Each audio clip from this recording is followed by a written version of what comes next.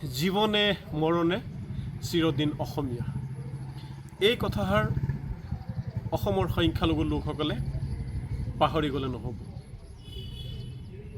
ভাষা আন্দোলন হ'ল, মাধ্যম আন্দোলন হ'ল, বহু মুছলমান লোক শ্বহীদ হ'ল আৰু এই শ্বহীদ যুগ যুগান্তৰে যি বুৰঞ্জী, যি অসম বুৰঞ্জী তাতে নিশ্চয় লিখা থাকিব।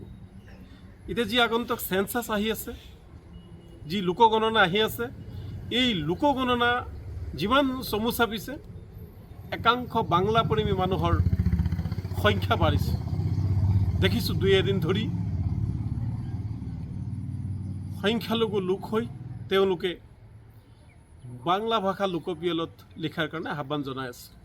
সেইটো তেওঁলোকৰ অধিকাৰ, কিন্তু আমি অসমীয়াৰ বৃহত্তৰ জাতিৰ এটা অংগ হিচাপে আমি আগন্তুক যি লোকগণনা তাতে আমি অসমীয়া ভাষা লিখিবলৈ অসমৰ সকলো জাতি জনগোষ্ঠীৰ লোকৰ লগতে বিশেষকৈ ধৰ্মীয় সংখ্যালঘু লোকসকলক আমি নেমচুৰ ফালৰ পৰা আহ্বান জনাইছোঁ। কোনোবা ব্যক্তি বা সংগঠনে যদি বাংলা ভাষা ভাল পায়, বাংলা ভাষা যদি লিখিব লাগে, যদি সঁচাকৈ বাংলা ভাষা লিখিব লাগে, তেতিয়াহ'লেতো বাংলাদেশলৈ গুচি যাওক, তাতে কোনে আপত্তি কৰিছে। আমি কেতিয়াও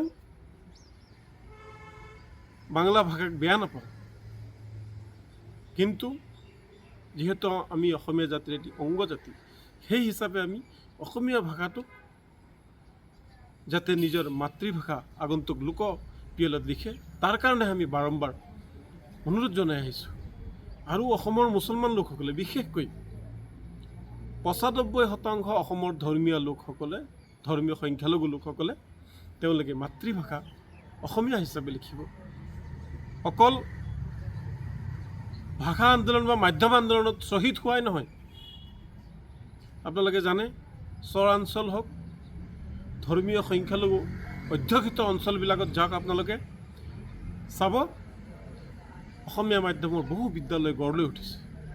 ছাত্ৰ ছাত্ৰীসকলক অভিভাৱকে অসমীয়া মাধ্যমত পাঠদান কৰাবলৈ তেওঁলোকক নামভৰ্তি কৰাই দিছে। অসমীয়া ভাষা জীয়াই ৰাখিবলৈ আমি এক তিল পৰিমাণো অৱহেলা কৰি নাথাকোঁ। যিমান প্ৰয়োজন পূৰ্বৰ দৰে যদি আকৌ শ্বহীদ হ'ব লগা হয় অসমীয়া ভাষা জীয়াই ৰখাৰ কাৰণে, প্ৰথমে মই বদৰুল ইছলাম শ্বহীদ হ'বলৈ সাজু আছোঁ। কাৰণ জীৱনে মৰণে আমি চিৰদিন অসমীয়া।